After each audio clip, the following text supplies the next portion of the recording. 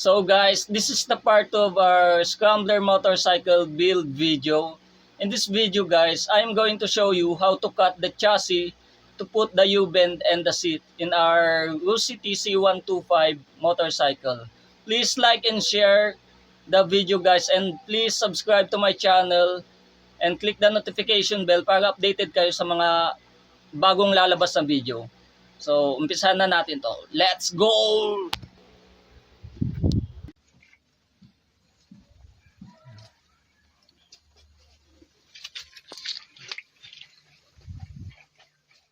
Ito na po yung ano natin, pipinturahan natin mamaya. Tapos puputulan natin siya dito. Medyo basa pa, pipinturahan ko. Tapos welding na tayo mamaya. Nandito yung upuan. Yung in-order natin guys sa ano, kamay na bakal. 1.5 to guys. Pang Scrambler. Naka kick up siya. Ipataas siya dito. Tapos yan, may kasama ng new bend. 1.5 sa kamay na bakal guys. Ito kakabit natin to sa tangke. May libre na siyang sticker. Sa tangke na natin to lagay. Maganda siya. 20 inches. Kabit natin mamaya. Napinturahan ko na siya. Yung batalya. Kakat na lang natin siya mamaya dito. Boss nilang ginamit ko.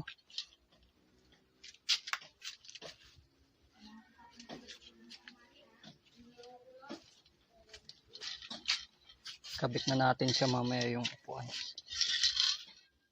Guys, grinderin na natin siya para masalpak na yung upuan kasi mamaya uulan, kailangan natin madaliin.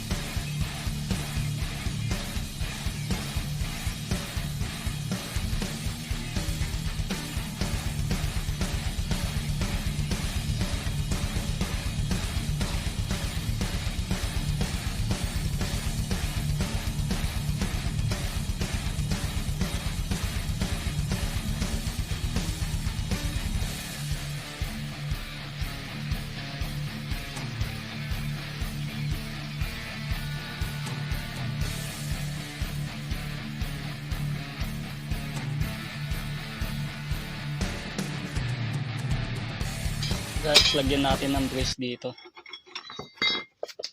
para malakas siya, hindi siya basta-basta, sabay welding na lang. Papa-welding ko na lang kay airpods kasi hindi pa ako marunong mag-welding. Tae-tae.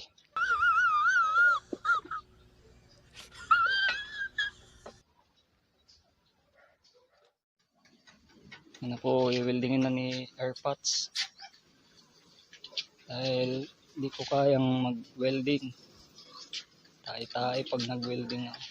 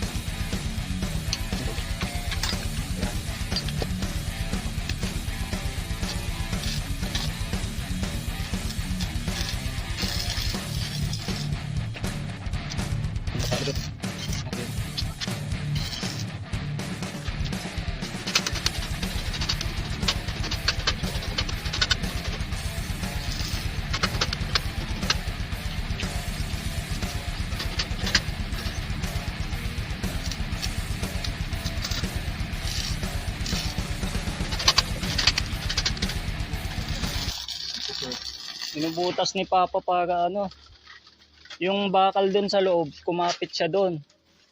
May kapit siya.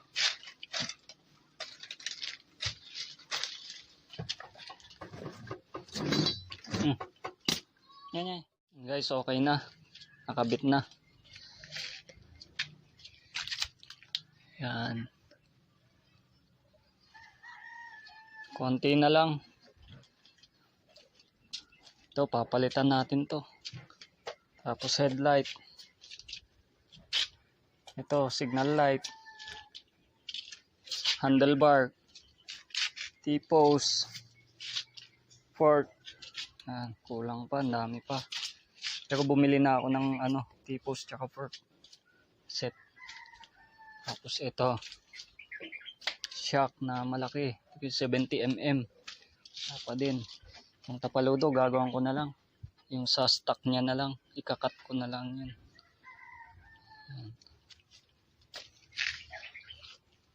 Itry ko muna yung extender para tumaas siya.